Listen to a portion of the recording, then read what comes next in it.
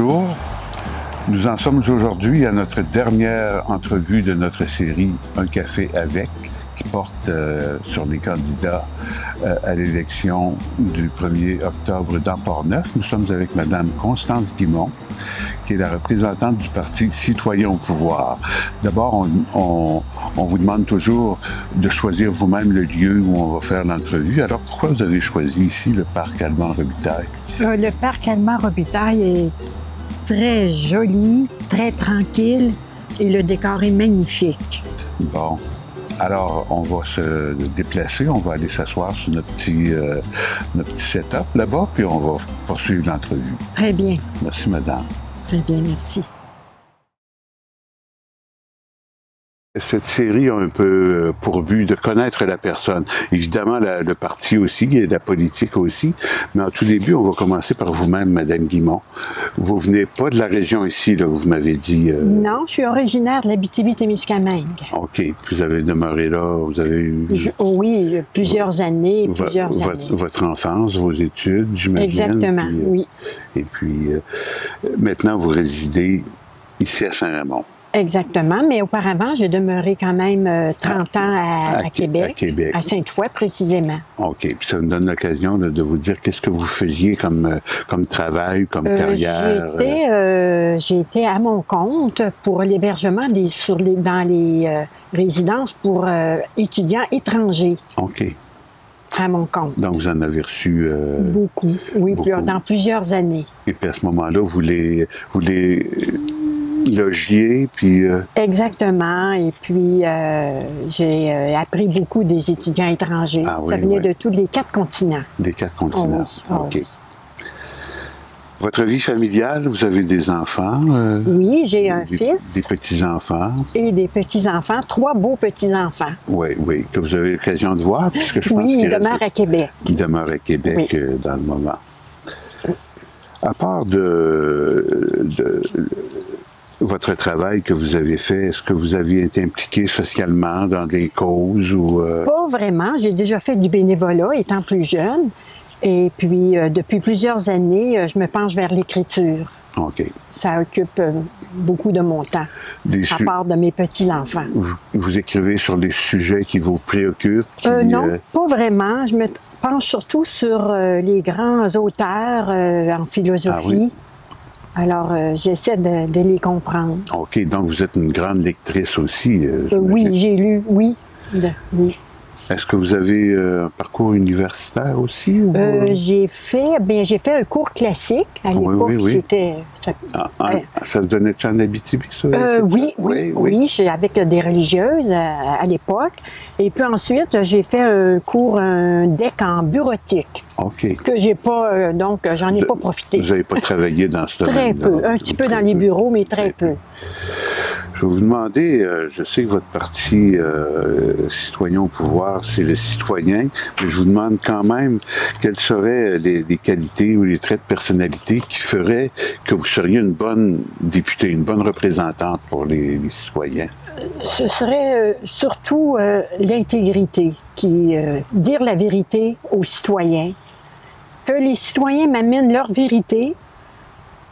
Et ensuite, moi, je suis leur représentante, je dois la propager, leur réalité. OK. Donc, beaucoup d'intégrité.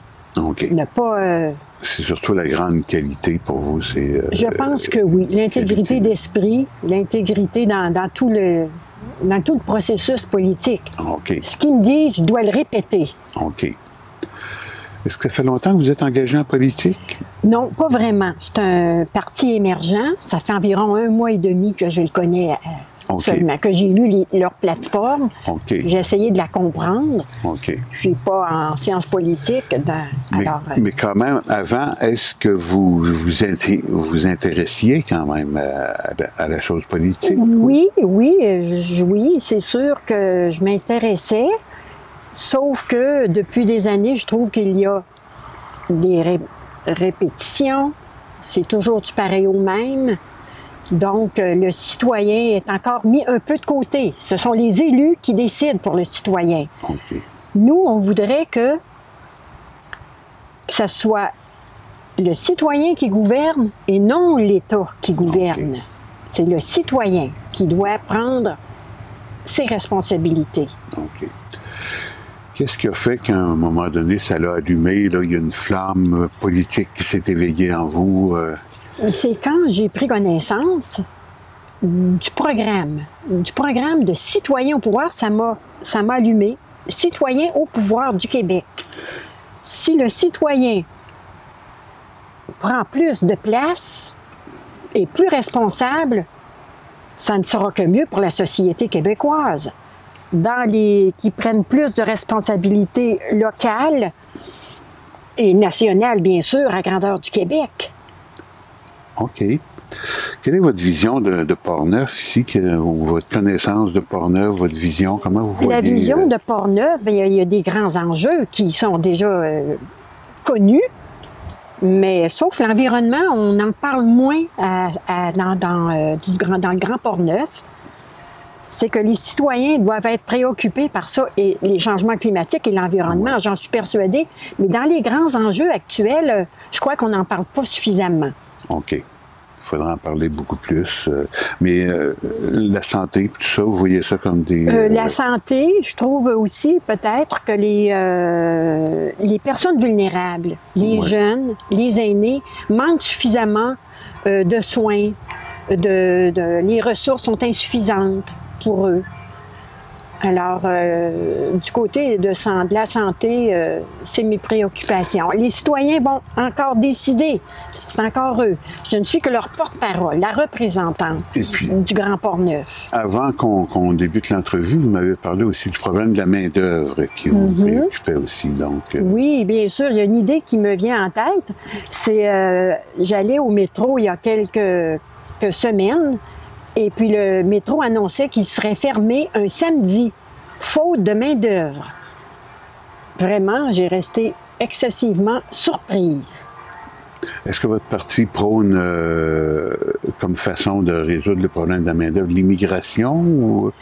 Je sais que le Parti citoyen au pouvoir n'est pas du tout discriminatoire envers l'immigration. Aucune discrimination.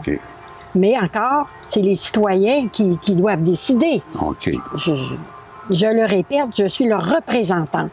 J'apporte à l'Assemblée nationale leurs paroles, leurs idées, leurs projets, leur espoir.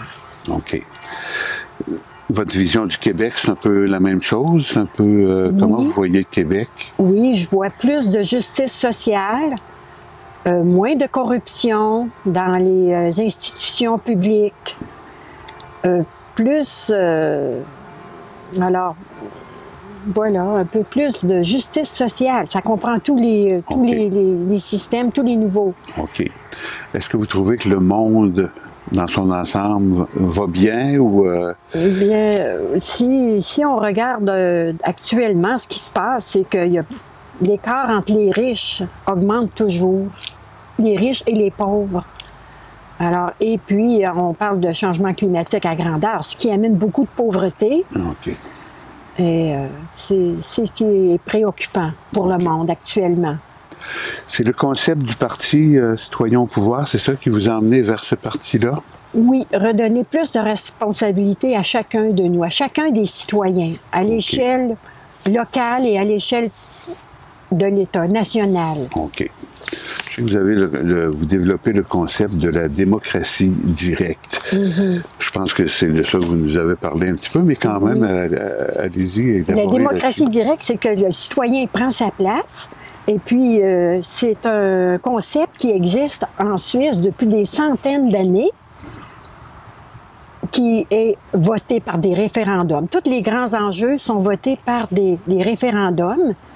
Donc, c'est la part du citoyen. Démocratie directe, le mot le dit, c'est que le citoyen décide des grands enjeux, que ce soit national ou local, par référendum, des débats. Mais il y a quand même un ou une députée qui va à l'Assemblée nationale, que vous appelez plutôt Assemblée constituante. Exactement, oui, un député qui fera son travail pendant un terme de 4 ans seulement. OK, donc parce que vous êtes contre le carriérisme politique, Oui. donc des politiciens qui Oui. font de très longs, qui accumulent des mandats. Exactement. Ouais. On dit que on parle de corruption du temps, mais il y a corruption aussi dans les choses de l'État. OK. OK. Quand vous parlez de ça, l'Assemblée constituante, là, c'est un concept là, qu'on a vu un petit peu pendant la Révolution française, là, tout ça, mais c'est pour vous, c'est quoi? C'est tout nouveau pour moi. Je peux pas trop élaborer sur cette question, mais c'est à partir des citoyens hein, qui tout va se faire par référendum, par vote libre. Alors, c'est le citoyen qui aura toujours le dernier mot. OK. Est-ce que vous auriez justement un dernier mot à nous donner en vue de l'élection du 1er octobre prochain? Bien, je dirais aux citoyens du Grand Port-Neuf que voter pour citoyen au pouvoir du Québec, c'est voter pour lui. Bon, alors ça nous fera une bonne conclusion. Je vous remercie infiniment, madame. Merci, M. Genouin. Bon, merci beaucoup. Ça me fait plaisir.